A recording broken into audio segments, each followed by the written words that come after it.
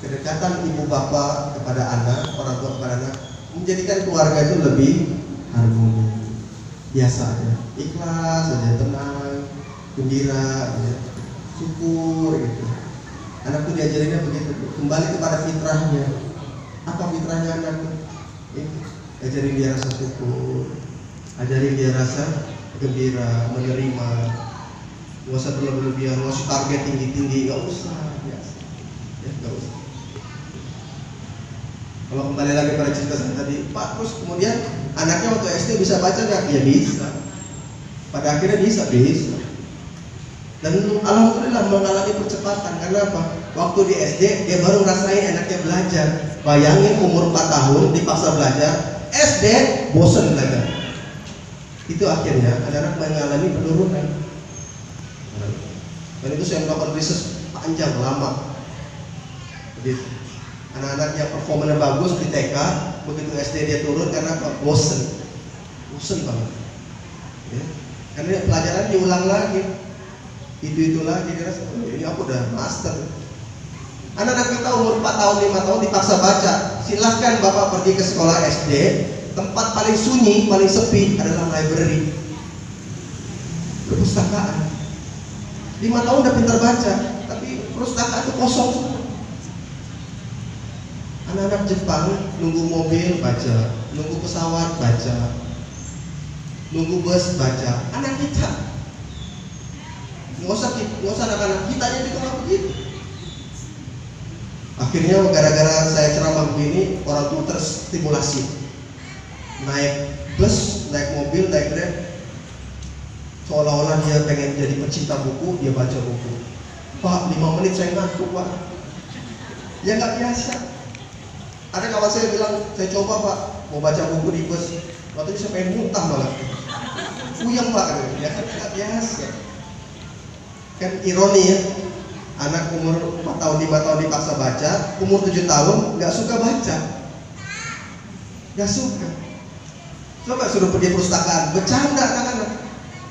Suruh baca buku, nggak betah. Kasihan. Ya? Teruskan.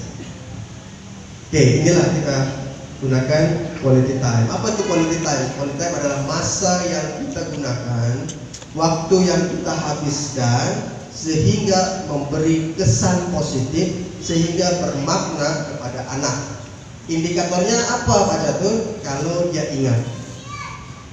Gimana kita tahu dia ingat?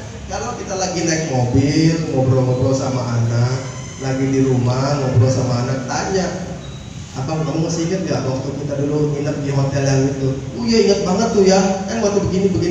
Artinya ini berkesan, disimpan di otak memori. Di mana otak memori? Di belakang, di otak kecil. Jadi kalau nggak berkesan nggak disimpan, enggak. Makanya kalau saya tanya sekarang, Bapak Ibu masih ingat hukum Pitagoras? Bingung. Dulu belajar. Ini masih ingat hukum kapiler? Enggak. Belajar nggak? Belajar. Masih ingat hukum Archimedes? Enggak. Dulu belajar nggak? Belajar. Teori percepatan, teori kecepatan, belajar. Sekarang masih ingat? Enggak. Rumus kimia, waduh Pak, jangan tanya please. Dulu belajar, tapi kenapa kita lupa? Karena nggak berkesan. Kenapa nggak berkesan? Karena kita nggak menikmati. Bahkan guru matematika mau masuk kelas aja kita udah takut banget. Detak jantung tuh cepat banget, keringat udah mulai keluar, pikiran udah mulai nggak nyaman aja. Terus gimana mau hebat kalau sama gurunya aja takut?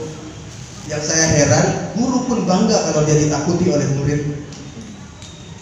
Jadi waktu saya SMA dulu, guru paling takutin tuh, kok kayaknya bangga banget dia ditakutin. Saya bilang, kalau rasa bangga jadi takutin, jangan jadi guru, jadi genderuwo aja. Upacara. Orang mah baris di depan gitu, guru-guru paling depan, dia enggak ke belakang. Bercanda dikit, tabok. Ngobrol dikit, pernah marah tuh, bangga banget. Karena setiap tabokan yang dia buat tuh, dicatat malaikat, besok ditanya tuh. Dia bertanggung-jawab. Besok dia kata. Bayangkan kalau murid itu nggak ikhlas, sama perlakuan yang seperti itu membuat murid pun akhirnya nggak hormat sama guru. nggak berkah hidupnya, nggak berkah ilmunya. Sekarang kejadian kan, pinter akademik, pinter, belajarnya pinter, sama guru nggak hormat. Gurunya baru marah dikit, lapor ke polisi. Bayangin, guru dilaporin polisi. Sebegitunya. Ya. Jadi disebabkan apa? Disebabkan gurunya juga dah bikin anak-anak itu nggak punya rasa hormat. Anak nggak punya hormat orang tua, iya karena orang tuanya nggak ngajarin kasih sayang. Gimana mau ada hormat? Gimana mau ada kasih sayang? Gimana mau ada rindu sama ayahnya, sama ibunya, sama bundanya? Kalau ayah ibu juga memang nggak pernah rindu pun. Satu hari dah di kantor, dari pukul 8 sampai pukul 5, balik rumah jam 6, jam 8, masih buka kerjaan lagi. Kebangetan Pak, kebangetan Bu. Mau cari apa?